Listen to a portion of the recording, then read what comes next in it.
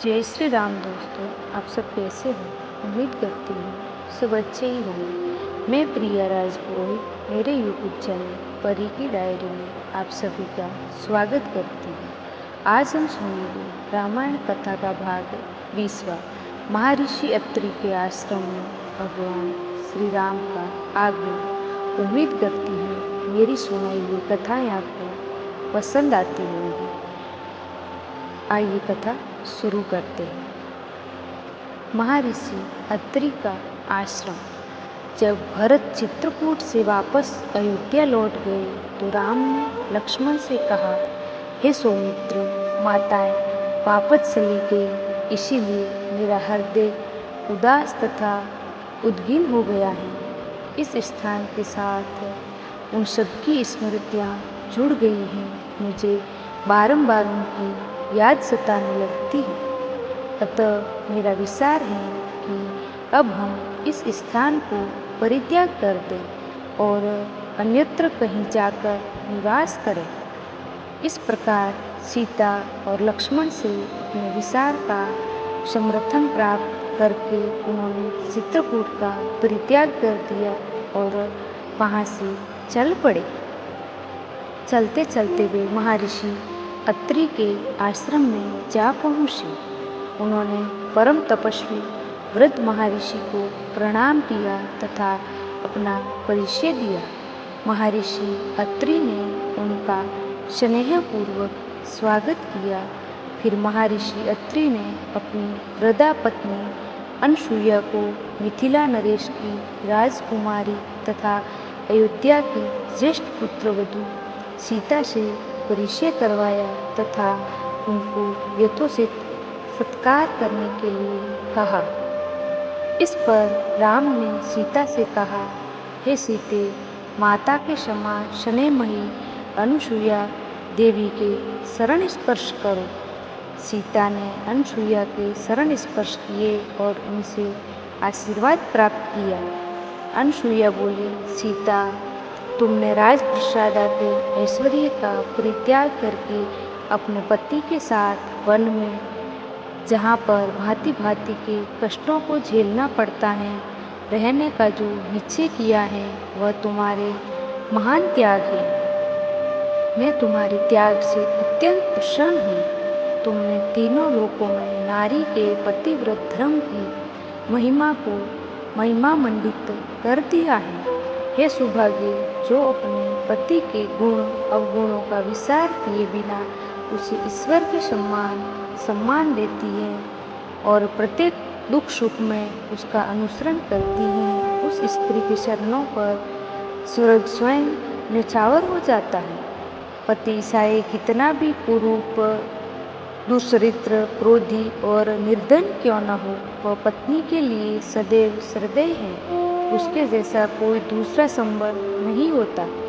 पति की सच्ची सेवा ही स्वर्ग का मार्ग प्रशस्त करती है।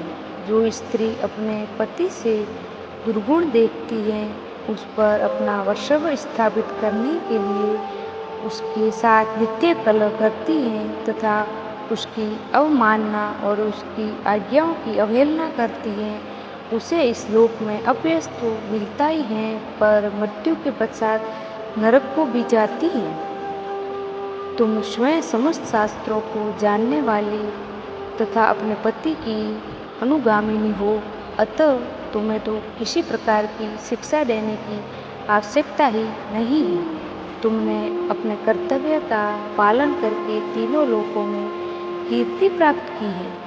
मेरा आशीर्वाद है कि तुम्हारी बुद्धि सदा इसी प्रकार निर्बल बनी रहे। देवी अनुसुईया ने इन उपदेशों को सुनकर सीता बोली, हे आर्या, आपके उपदेश मेरे लिए अत्यंत महत्वपूर्ण हैं। मेरी माता और सास ने भी मुझे यही शिक्षा दी है कि पति स्त्री का गुरु, देवता और सर्वस्व होता है।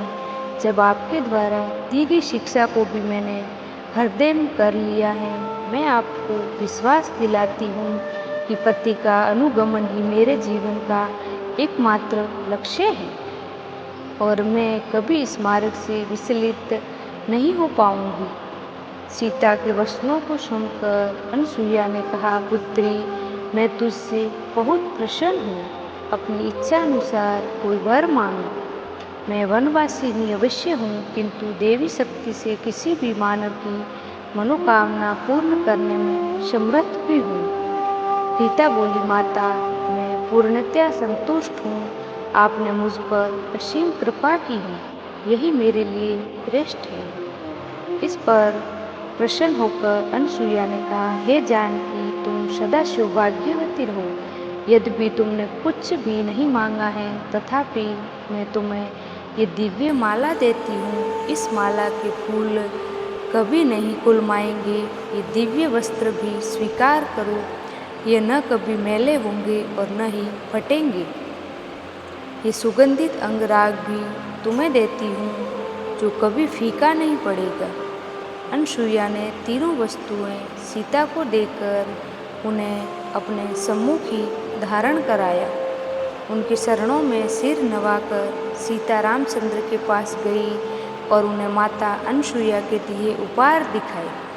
संध्या को सबने एक साथ बैठकर संध्यापासना की। तत्पश्चात अनसुईया सीता को चंद्र की शुभ्र ज्योत्स्ना युक्त रात्रि में वन की शोभा दिखाने के लिए ले गई। फिर आध्यात्मिक चर्चाएं हुई। अंत में सभी ने मुनि के आश्रम में विश्राम किया।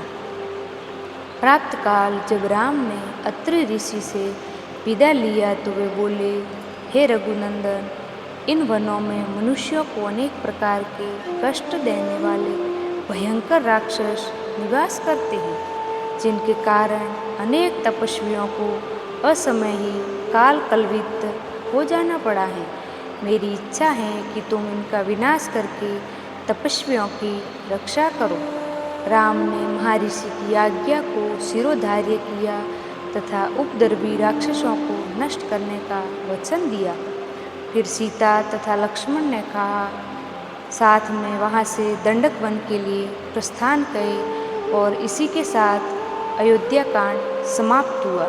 आगे का भाग देखने के लिए मेरे चैनल पर जुड़े रहें। धन्यवाद।